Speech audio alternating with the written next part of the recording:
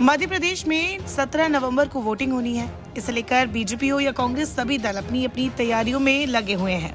वैसे तो एमपी को दशकों से बीजेपी का गढ़ माना जाता है, लेकिन 2018 में यहां कम सीटों के अंतर से ही सही, लेकिन कांग्रेस की सरकार बन गई थी। हालांकि सिंधिया ने दल बदल कर फिर से गेंद बीजेपी के पाले में कर दिया।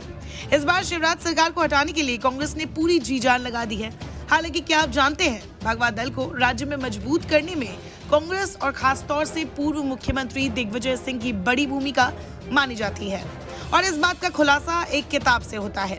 दरअसल 2003 में बीजेपी की एमपी शासन में एंट्री हुई थी। इससे पहले 1998 में कांग्रेस के दिग्गज दिग्विजय सिंह दूसरी बार कांग्रेस सरकार सुनिश्चित कर चुके थे।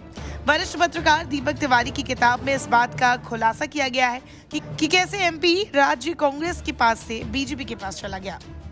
राजनीतिनामा मध्य प्रदेश भाजपा युग में लिखा है। 1998 में दिग्विजय सिंह की दूसरी जीत के साथ ही राज्य में कांग्रेस संगठन के समाप्त होने की शुरुआत हो गई थी।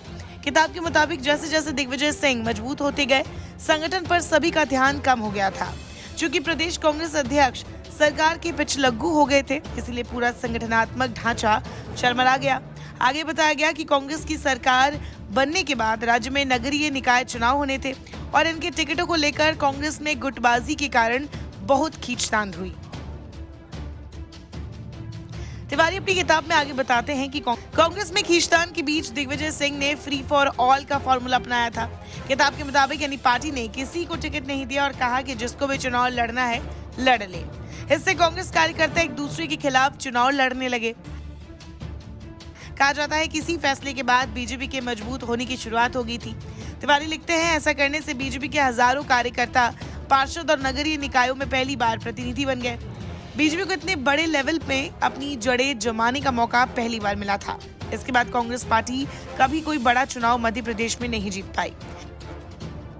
किताब के मुताबिक गुटबाजी के चक्कर में फ्री फॉर ऑल करना कांग्रेस की सबसे बड़ी भूल थी। ये भूल इतनी भारी पड़ी कि पार्टी में कार्यकर्ता समाप्त हो गए, केवल नेता बचे। जिलों में जितने कार्यकर्ता बचे वे गुटिये नेताओं के समर्थक बनकर रह गए। बची खुची पार्टी की ताकत नेताओं के समर्थकों को जिला अध्यक्ष नियुक्त कर समाप्त कर दी गई। नतीजा ये हुआ कि जब प्रदेश स्तर के नेता जिलों में जाते तो केवल उनके समर्थक कार्यक्रमों में आते। 2005 से एमपी में सीएम के तौर पर अविजित पारी खेल रहे शिवराज सिंह चौहान 2018 में आउट हो गए।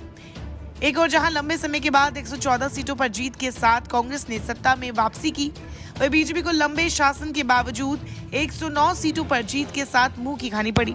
हालांकि 2020 आते आते माहौल फिर बदला और महज 1.5 साल में कमलनाथ की अगुवाई वाली सरकार गिर गई। इधर ज्योतिरादित्य सिंधिया ने बीजेपी में शामिल होकर चौहान को दोबारा गद्दी पर काबिज करा दिया। इसीलिए 2023 का चुनाव दोनों पार्टी के लिए नाक की लड़ाई है। अब तक हुए ज्यादातर सर्वों में कांग्रेस की जीत दिखाई गई है, लेकिन जनता किसे एमपी की सत्ता पर काबिज करती है, ये तो 3 दिसंबर को ही पता चलेगा।